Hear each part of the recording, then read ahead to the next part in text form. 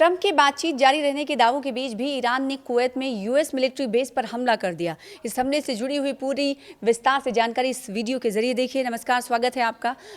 आदाब, इस्तकबाल करते हैं। इस रिपोर्ट के जरिए आपको सारी जानकारी देंगे। ईरान, अमेरिका और मिडिल ईस्ट के बीच बढ़ते कशीदगी के बीच कुवैत में अमेरिकी ठिकाने पर ड्रोन हमले की खबरें सामने आई हैं। वहीं समुद्री सिक्योरिटी को लेकर भी तशवीश में इजाफा हुआ है। दूसरी जानिब ट्रंप ने ईरान के साथ बातचीत का दावा किया है, जबकि तेहरान ने ऐसे किसी भी संपर्क से इनकार कर दिया है।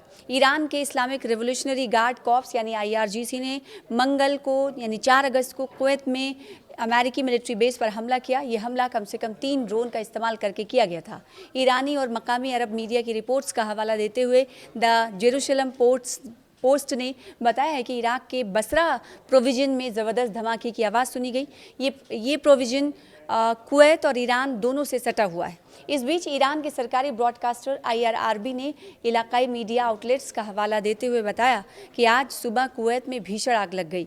आसपास के समुद्री इलाकों में सुरक्षा को लेकर चिंताएं और बढ़ गई हैं, जब United kingdom maritime trend operation यानी UKMTO ने एक औपचारिक सुरक्षा एडवाइजरी जारी की। ये एडवाइजरी ओमान के अल ख़ासाब से लगभग 20 नॉटिकल मील उत्तर पूर्व में एक कार्गो जहाज़ के अज्ञात प्रोजेक्टाइल हथियार और जिसमें सामान की चपेट में आने के बाद जारी की गई। UKMTO ने एक्स पर एक पोस्ट में कहा कि UKMTO को ओमान के अल ख़ासाब से 20 नॉटिकल मील उत्तर पूर्व में एक वाक़ये की रिपोर्ट मिली। एक कार्गो जहाज़ ने VHF 16 पर सूचना दी है कि उन पर किसी अज्ञात प्रोजेक्टाइल से हमला हुआ है। इसमें आगे कहा गया कि अधिकारी अभी इस घटना की जांच कर रहे हैं। इसमें कहा गया कि इस इलाके में चल रहे सभी जहाज़ों को सलाह दी जाती है कि वो बहुत सावधानी से आगे बढ़ें और किसी भी संदिग्ध गतिविधि की तुरंत UKMTO को रिपोर्ट करें।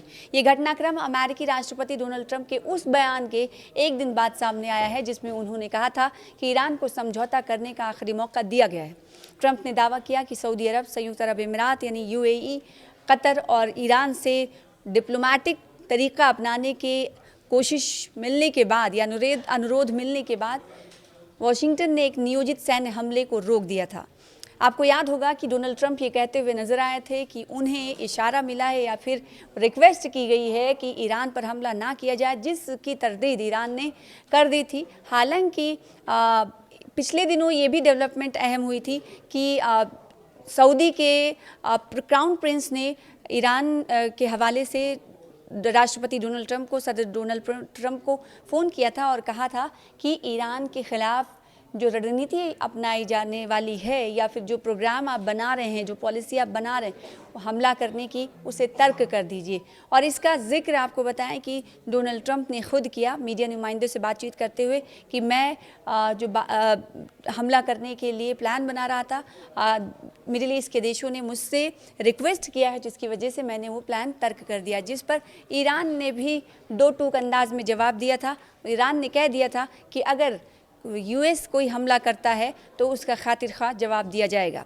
तो राष्ट्रपति के सैन्य जीवन साथी आयोग प्रेसिडेंशियल मिलिट्री स्पाउस कमीशन के गठन के लिए एग्जीक्यूटिव ऑर्डर पर हस्ताक्षर करने के बाद ओवल ऑफिस में मीडिया से बातचीत करते हुए ट्रंप ने कहा कि कूटनीतिक प्रयासों के कारण हमले को रोकने से पहले अमेरिका ईरान के खिलाफ एक बड़ा सैन्य अभियान शुरू करने के लिए तैयार था। तेहरान के साथ चल रही बातचीत पर चर्चा करते हुए ट्रंप ने कहा कि ये आखिरी मौका है। अगर ऐसा नहीं होता है तो ये उनके लिए एक अच्छा दस्तावेज साइन करने का आखिरी मौका है। ट्रंप ने दावा किया कि ईरान के कहने पर बातचीत हो रही है। उन्होंने कहा कि हम अभी बातचीत कर रहे हैं ईरान के कहने पर, जिसे सऊदी अरब, UAE और ख़ासकर कतर की भी हिमायत हासिल है और दूसरे ममालिक का भी।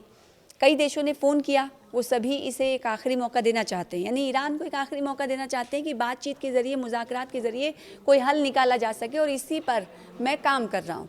डोनाल्ड ट्रंप ने यह भी कहा कि ईरान के साथ चल रही बातचीत के पहले चरण के तहत कल तक स्ट्रेट ऑफ हॉर्मुज़ को पूरी तरह से फिर से खोलने पर चर्चा हो रही है।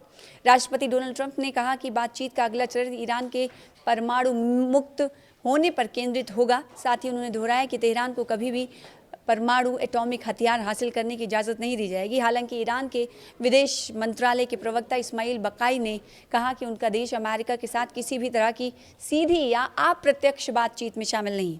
उन्होंने तेहरान और वाशिंगटन के बीच सक्रिय द्विपक्षीय बातचीत के दावों को भी सख्ती से खारिज कर दिया।